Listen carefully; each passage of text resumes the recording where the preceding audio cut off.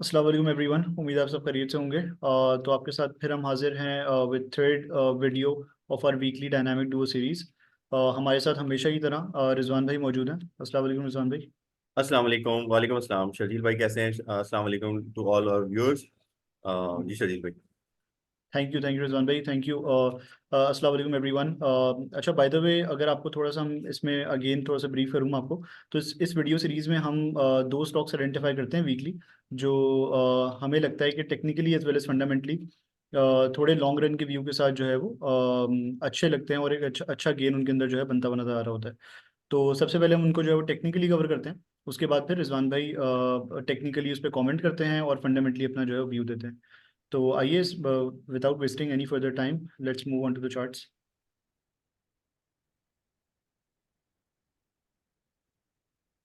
अच्छा, by the way, जो हमने पहला चार्ट यहाँ पे चूज करा है, पहली स्क्रिप्ट जो चूज करी है वो इंटरलूप करी है।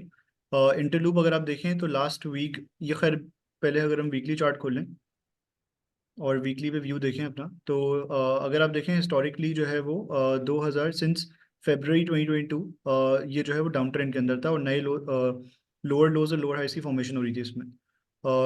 आई गेस अप अंटिल जून 2023, जहाँ पे इसने 33-34 का लो लगाया था। उसके बाद इसने जो है वो अपना बॉटम डिफाइन करके यहाँ से पिकअप लिया था, एक अच्छी सीधी लेग बनी थी इसमें। 76 का इसने हाई लगाया, वहाँ से करेक्ट करा था इसने, और अपना बॉटम अगेन डिफाइन करा था 65 के लेवल्स के करीब। तो अगर आप वैसे देखें तो अपने टॉप से ऑलमोस्ट इसने almost somewhere in between 23.6 to 38.2% retrace जो है वो कर लिया था, वहाँ पे बॉटम डिफाइन करके इसने पिकअप लिया है।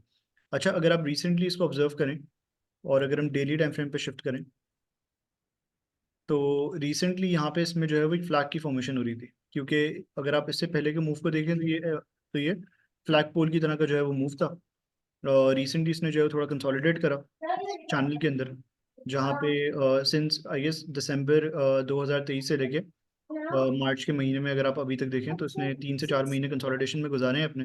और अगर आप डेली पे देखें तो रिसेंटली जो ये इसका ब्रेकआउट हुआ है फ्लैग पैटर्न का, उसके साथ साथ इसमें एक और चीज़ हुई है इंटरेस्टिंग, और वो ये हुई है कि डेली टाइम फ्रेम के ऊपर यहाँ पे हेड एंड शोल्डर की भी फॉर्मेशन हो रही थी,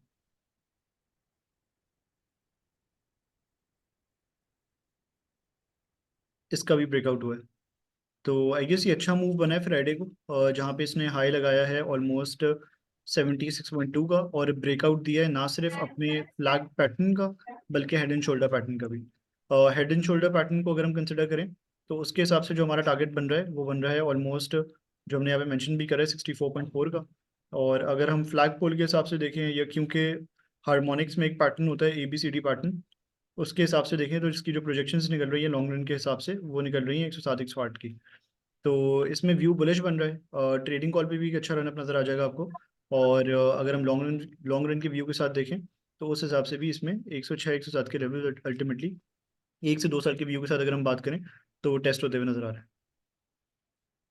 जी जनाब। यार आई गेस शर्जील भाई आपने बहुत अच्छा कवर किया। इसमें एक चीज़ हम यहाँ पे हाईलाइट करते हैं कि सीमेंट में वैसे तो इस वक्त जो है जो हालात हैं तो खास डिमांड नहीं बढ़ रही है। लेकिन हमारे जो जो हमेशा से रही, हमने से असल में एक्चुअली थीम निकाली है कि हम दो ऐसे सेक्टर्स आइडेंटिफाई करें जो ना सिर्फ आप लोगों को शॉर्ट टर्म में फायदा दें, बल्कि अगर आप वो लेते हैं तो आपको लॉन्ग टर्म में भी जो है ना उसमें फायदा देंगे। तो टेक्निकली ब्रेकआउट की वजह से जो है इंटरलूप जो है हमें अच्छा लग रहा है। दूसरी चीज़ ये थी कि इसमें मैं देख रहा था कि जो हाफ ईयर पिछले साल से अगर हम कंपेयर करें तो बहुत फिनोमिनल ग्रोथ है। मतलब 52 बिलियन की सेल होती थी, जो कि सेल बढ़ के 73 बिलियन की हो गई है। फिर मैं इसके देख रहा था फाइनेंशियल, तो इसमें जो है उन्होंने कुछ एक्विजिशंस की हैं अपनी US में और कुछ और जगहों पर। तो मुझे लगता है जो उसकी वजह से जो उसका इफेक्ट आएगा, इस इफेक्ट अगले आने वाले समय में आएगा।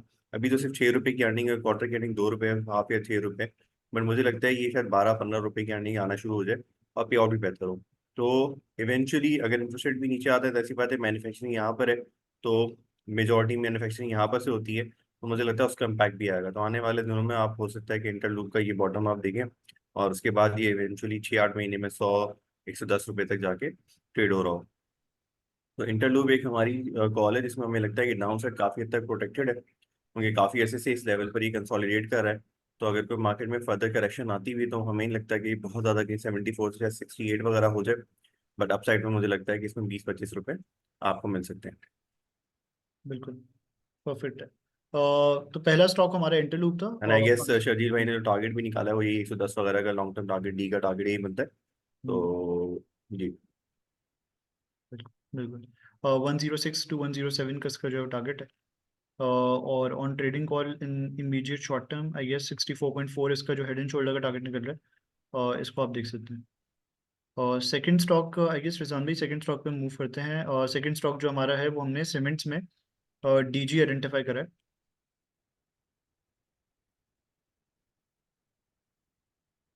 अच्छा डीजी में अगर आप देखें तो यहाँ पे अगर मैं वीकली चार्ट खोलूँ आपके साथ आपके सामने, तो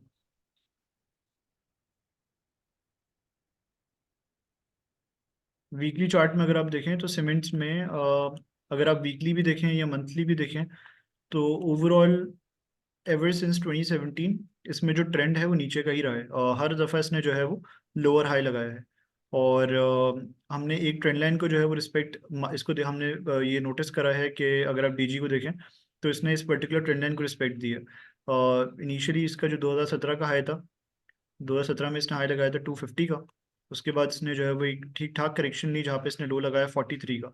लोअर लोज और लोअर हाई सी फॉर्मेशन हुई थी, डाउन ट्रेंड था प्रॉपर।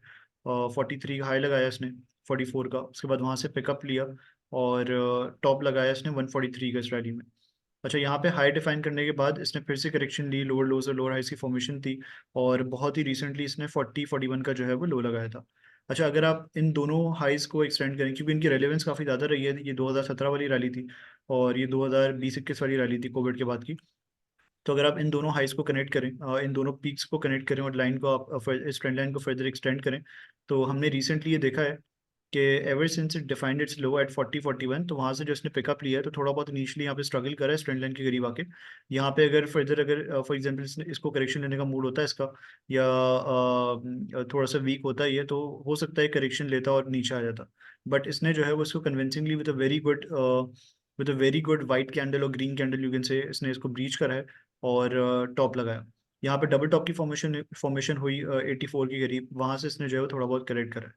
अच्छा अब हमें लग रहा है कि as far as it is trading above this yellow trend line, और क्योंकि अगर आप इसको देखें तो या तो आप इसको कह सकते हैं कि ट्राइंगल पैटर्न की फॉर्मेशन है या फॉलिंग वेज आप इसको कह लें। तो इसका हमें लगता है कि as far as it is trading इसके बाहर। और फर्दर देखें, फर्दर अगर आप अभी देखें ना तो ever since it made it's high at 84, तो वहाँ से ये 50% रिट्रेस ऑलरेडी कर चुका है। तो ये लेवल्स भी बुरे नहीं है। हमने रिसेंटली देखा है कि इसने यहाँ पे भी अपना एक लो डिफाइन करके पिकअप लिया था, फिर थोड़ा सा स्ट्रगल करा यहाँ पे, फिर वापस नीचे आया और अभी भी लास्ट वीक भी इसने एक ग्रीन कैंडल या वाइट कैंडल ही पोस्ट करी है। तो अगर इनकेस इसको ब्रीच कर भी देता है 50% रिट्रेसमेंट की जगह 61.8% रिट्रेसमेंट पूरी करता है, तो वो आई गेस ज़्यादा आइडियल सिनारी हो जाएगा। और ये लेवल जो इसका रहेगा 57-58 का, जहाँ पे ना सिर्फ ये अपने हाई से 61.8% रिट्रेस कर चुका होगा, बल्कि अपनी yellow multi year trend line या मल्टी ईयर ट्रेंड लाइन के ब्रेकआउट को रिटेस्ट भी कर रहा होगा। तो ये एक अच्छा जोन हो जाएगा, यहाँ पे इसको जो है वो देखना चाहिए। अगर इनकेस अपनी करेक्शन को एक्सटेंड भी करता है तो यहाँ से हमें फर्दर इसके अंदर एक अच्छा पोटेंशियल लगता है टेक्निकली स्पीकिंग, क्योंकि इसका जो एग्जिस्टिंग ट्रेंड है वो भी अप ट्रेंड है और इसने अपने मल्टी ईयर पैटर्न को या मल्टी ईयर ट्रेंड लाइन को भी ब्रेक कर दिया है। तो हमें फिलहाल ऐसा लगता है कि as far as it is trading above this yellow trend line it looks very very good. और अगर आपको डिप पे मिलता है इस ट्रेंड लाइन के जितना भी करीब मिलता है आपको, आइडियली अगर 56-57 पे मिलता है जहाँ पे 61.8% रिट्रेसमेंट पूरी कर रहा हो, यहाँ पे मिलता है ये से थोड़ा सा ऊपर मिलता है, तो ये जोन है इसका, ये गोल्डन पॉकेट होता है वेदर 50% से लेकर 61.8% का। तो अगर इसके दरमियान भी अगर आपको मिलता है तो इस गोल्डन पॉकेट में आपको जो है वो इसको थोड़ा सा एक्यूमुलेट करना चाहिए। एक अच्छा पोटेंशियल लगता है यहाँ से, ये यहाँ पे अपना बॉटम डिफाइन करके ये अच्छा पिकअप ले सकता है। अच्छा मैं आपकी शरीर भाई आपकी बात से बिल्कुल एग्री करता हूँ। मैंने गेस मैं अभी इसकी थोड़े से फाइनेंशियल देख रहा था। तकरीबन इसकी जो अर्निंग है वो तो कोई बहुत मजे की नहीं, 90 पैसे की आई फॉर द क्वार्टर और हाफ ईयर में 2.9 की है। बट टू हाफ ईयर में जो सेल्स है ना, सेल्स का नंबर जितना 5 अरब का सेल्स का नंबर दिख रहा था मुझे, और तकरीबन जो है फाइनेंशियल कॉस्ट भी 4 अरब की है। तो अगर आगे चल के जून के बाद आपके इंटरेस्ट रेट कम होते हैं और थोड़ी कंस्ट्रक्शन एक्टिविटीज की वजह से पिकअप होती हैं, तो मेरा अपना ख्याल है, क्योंकि देखिए असल चीज़ जो उसका जो ग्रॉस मार्जिन सही है, 14.5% ग्रॉस मार्जिन है। ग्रॉस मार्जिन तो अगर आप ट्रांसलेट करें तो वो ठीक हो जाएंगे। बट असल जो चीज़ जो उसको खा रही है या उसकी प्रॉफिटेबिलिटी में विजिबिलिटी नहीं आ पा रही है, 14.7% ग्रॉस मार्जिन वो जो नहीं आ पा रही है, उसकी वजह ये है कि इसकी जो है फाइनेंशियल कॉस्ट ठीक ठाक है। तो जैसे जैसे इंटरेस्ट रेट कम होते हैं मेरे ख्याल से ये हो सकता है। दूसरा इसमें जो एंगल जो जो कैचिंग एंगल है ना, कि आज जितना डीवैल्यूएशन हो चुका है हमारे मुल्क में, तो उसकी वजह से ना एक कंपनी जो मुझे जिसकी बुक वैल्यू 164 है और वो मुझे मिल रही है 60 रुपये पे, मतलब आधी अगर पे मिलती तो 80-85 पे मिलती, जो आपके टारगेट्स निकल भी रहे हैं। हम्म। ठीक है, तो अगर वहां तक मिलती, देखिए इसमें ना अर्निंग से ज्यादा गेम होगा कि यार एक कंपनी में लगाने जाऊँ अगर आज सीमेंट की, तो वो मुझे कितने की पड़ेगी, और एक जो कंपनी लगी भी है वो कितने की मिल रही है। तो मेरा ख्याल है उस चीज को थोड़ा देखना चाहिए। उसको देखते हुए मुझे लगता है कि शायद ये एक उसमें रिप्लेसमेंट कॉस्ट वाला एंगल जरूर उसमें काम कर सकता है, और आगे इंटरेस्ट रेट बढ़ने से कम होने से अर्निंग बढ़ जाएंगी। But all these having all these factors, एक चीज हमें देखना पड़ेगा, क्योंकि हमारी अल्लाह का शुक्र है कि इकोनॉमी स्टेबलाइजेशन की तरफ जा रही है, और आने वाले एक साल के बाद शायद इसमें ग्रोथ का बहुत अच्छा एलिमेंट है, तो शायद ये बहुत स्वीट स्पॉट होगा। बट उस इस एक साल के व्यू से बहुत अच्छा स्टॉक्स है, क्योंकि उसमें इंटरेस्ट रेट भी कम हो रहे होंगे, और फिर आपकी कंसेशन एक्टिविटी पिकअप हो रही होगी, तो वो फिर मेरे ख्याल से स्वीट स्पॉट होगा। बट जब तक ये स्टेबलाइजेशन रहती है, या अगर इंटरेस्ट रेट में कोई फर्दर कहीं एटलीस्ट शॉक तो नहीं लगता, मुझे लगता है इंटरेस्ट रेट इवेंचुअली कम होंगे। बट लगता है ये कि शायद एक दफा मार्च जो आई गेस कल परसों में, कल या शायद हमारी मार्च की इन्फ्लेशन आने वाली है, वो शायद 20.5 के ऊपर है, वो एक तेजी का रीजन बन सकती है। और दूसरा मेरे ख्याल से अप्रैल में भी कोई 19.5 से 20% की बात हो रही है, या 18% की बात हो रही है। फिर शायद मई में 20 से थोड़ा सा हाइक आएगी। तो मुझे ऐसा लगता है कि ये 20 का नंबर ऐसा है कि इस पे शायद जो है आईएमएफ प्रोग्राम आपका नेगोशिएट हो रहा होगा अप्रैल में, तो नेगोशिएट होने के बाद जो भी टर्म्स एंड कंडीशन होंगी उसके बाद आप शायद घटा पाएंगे। बट यस, ये अगर कहीं करेक्ट हो गया, येलो जो सपोर्ट लाइन आपकी लग रही है विच इज लाइक 62 to 57 के बैंड में, थोड़ा मेरा ख्याल है यहाँ से लेकर और 57 के बैंड तक सिर्फ एकोमोडेट करना चाहिए, क्योंकि इसमें जब शार्प यू टर्न बनेगा तो वो बहुत तेज होगा, और हो सकता है कि 2-3 कैप स्टार्ट लगते चले जाएं। तो ये मेरे ख्याल से हमारी दो पिक्स हैं, जिसको हमने फंडामेंटली और टेक्निकल दोनों तरफ से कवर कर लिया है। तो अगर इन दोनों स्टॉक्स के हवाले से कोई क्वेरी हो, या इसके अलावा भी कोई क्वेरीज हो, कुछ टेक के हवाले से लोगों ने हमसे सवाल किए थे। असल में टेक के अंदर जो है ना, जैसे एक जो पोटेंशियल जो कंपनी है जिसमें ग्रोथ आती है, जिसके नंबर सही होते हैं, वो सिस्टम है। सिस्टम का रिजल्ट आया था, उसमें एक तो अर्निंग में भी कोई बहुत मजेदारी नहीं थी हाफ फुल ईयर में, ऑल्दो 23 रुपये 29 रुपीज़ की अर्निंग थी, नंबर ठीक था, और आगे भी ग्रोथ आएगी। दूसरा ये था कि अभी तक डीवैल कोई अल्लाह का शुक्र है हुई नहीं, जिसके से हमारी इन्फ्लेशन बहुत तेजी से पिकअप करती है। स्टेट बैंक ने बहुत चीज़ से डॉलर की फ्लोस को मैनेज किया हुआ है, तो अगर हमारी डीवैल नहीं होती है तो हमारी इन्फ्लेशन भी कम रहेगी, इंशाल्लाह आने वाले दिनों में कम हो जाएगी, क्योंकि हमारी ज़्यादा इन्फ्लेशन डॉलर ड्रिवन में होती है। तो और दूसरा मसला ये है कि अगर हमारी डॉलर से की इन्फ्लेशन नीचे आती है और डीवैल नहीं होती, तो सिस्टम की जो अर्निंग में जंप होती है, एक जंप तो वो नए जो एवेन्यूज एक्वायर कर रहा है और नए कस्टमर एक्वायर कर रहा है उससे तो आ ही रही है। बट एक जो है जो इनको बूस्ट मिलता है वो जो है डीवैल से मिलता है। तो आई गेस हमें तो सिस्टम बेहतर लगता है। इसके अलावा बाकी जो कंपनीज है एमएनसी और ऑक्टोपस, उसमें कोई कंसिस्टेंसी नहीं है। और टीआरजी को, क्योंकि वो एक ऐसी कंपनी है जिसके अर्निंग्स और चीज़ों के बारे में इतनी विजिबिलिटी नहीं है, ना ही चीज़ें ज़्यादा डिस्क्लोज है, उसके बारे में हमारी राय ये है कि वो थोड़ा सा वेट ही करना चाहिए, क्योंकि उसमें अर्निंग वगैरह में कोई खास नंबर्स भी बहुत मज़े के नहीं थे।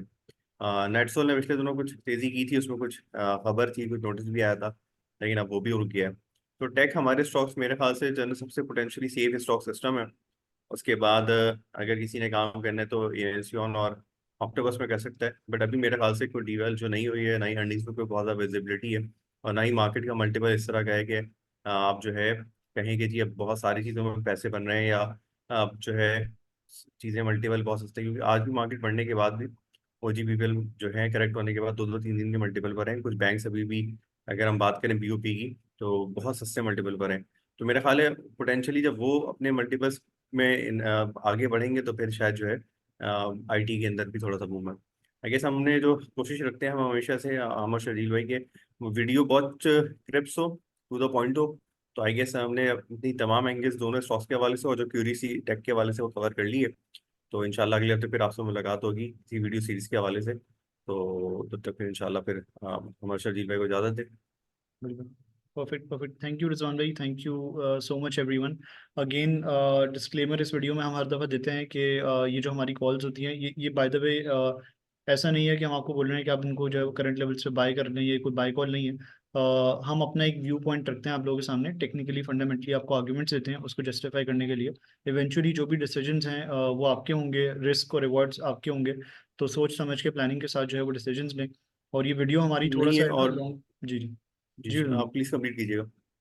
और ये वीडियो हमारी थोड़े से लॉन्ग रन के व्यू के साथ होती है, तो हमारी कोशिश ये होती है कि टेक्निकली फंडामेंटली आपको ऐसे स्टॉक्स पिच करें जो अगर आप करंट लेवल्स पे बाय करते हैं या हमारी रिकमेंडेड बाइंग रेंजेस में आप देखते हैं उसको बाइंग करने के हवाले से, तो आपको एक अच्छी अपसाइड जो है वो उसको उसमें नजर आ सके। अच्छा, इसमें एक और चीज यहाँ पे दूंगा। एक तो शजील भाई ने बहुत सही डिस्क्लेमर दिया कि ये हमारी वीडियो जो है एजुकेशनल पर्पस के लिए, लेकिन हमारे यहाँ बेसिकली जो कंटेंट अब तक हमने देखा है, हमारी नज़रों से गुजरा, उसमें ज़्यादातर कंटेंट या तो इस तरह का हमने देखा कि इसमें लोग सिर्फ एजुकेशन दे रहे होते हैं, और अगर कहीं पर स्टॉक बाय सेल कर रहे होते हैं तो उसमें सिर्फ टेक्निकल एंगल कवर होता है, और उसमें भी शायद उनके पास इतनी एक्सपर्टीज नहीं होती। तो हमने बेसिकली दोनों चीज़ों को कंबाइन करने की कोशिश की है, और हम कोशिश ये करते हैं कि आपके लिए वो दो स्टॉक्स पिच करें जिसके अंदर कोई टेक्निकल ब्रेकआउट भी हो रहा हो, साथ साथ वो फंडामेंटल जस्टिफिकेशन भी दे रहा हो। तो हम वो ही एजुकेशन पर्पस के लिए वही चीज़ें रेकमेंड करते हैं। ये सिर्फ और सिर्फ थोड़ा सा रिफाइंड फॉर्म है, क्योंकि मेरे ख्याल से टेक्निकल और फंडामेंटल मिला के शायद जो है क्योंकि लोगों को एजुकेट अगर हम करने लगे हैं और लोगों को समझाएंगे फंडामेंटली कैसी चीज़ों को देखते हैं, या टेक्निकली शरीर में बताएंगे कैसी चीज़ों को देखते हैं, तो शायद लोग अपना इंटरेस्ट खो देते हैं। तो हम बेसिकली उनके लिए दोनों चीज़ों को कंबाइन करके स्टॉक्स निकालते हैं। बट यस, ये एक एजुकेशनल या एक अवेयरनेस वीडियो है। इसका हरगिज मकसद नहीं है कि आप अपने पोजीशंस लेके और कल को अगर इसमें कोई लॉसेस हो और आप आके कहें कि जी हमने आपने मरवा दिया, ये कर दिया। हमारा मकसद सिर्फ और सिर्फ आपको स्टॉक आइडेंटिफाई करना और उसको कैसे हम फंडामेंटली कवर करते हैं सिखाना भी और निकालना भी है। आपकी कॉल है, या आप इसमें पोजीशन लेके बैठते हैं या आप इसमें जो भी चाहे इसको कर सकें। बिल्कुल बिल्कुल नहीं, हमारी मेजॉरिटी क्योंकि क्लाइंट्स ऐसे होते हैं या रिटेल ट्रेडर्स ऐसे होते हैं जो बहुत ही कम इन्फॉर्मेशन के साथ डिसीजंस ले रहे होते हैं, मार्केट में नुकसान कर रहे होते हैं इवेंचुअली। तो हमारा मकसद ये है कि आप लोग को एजुकेट करें ताकि आप और रैशनल और इन्फॉर्म डिसीजंस जो है वो ले सकें। I guess that's it from today's video. Thank you so much Rizwan भाई, thank you so much everyone. इंशाल्लाह फिर अगले हफ्ते आपके साथ मुलाकात होती है। तब तक के लिए अल्लाह हाफिज़। अल्लाह हाफिज। अल्लाह हाफिज़।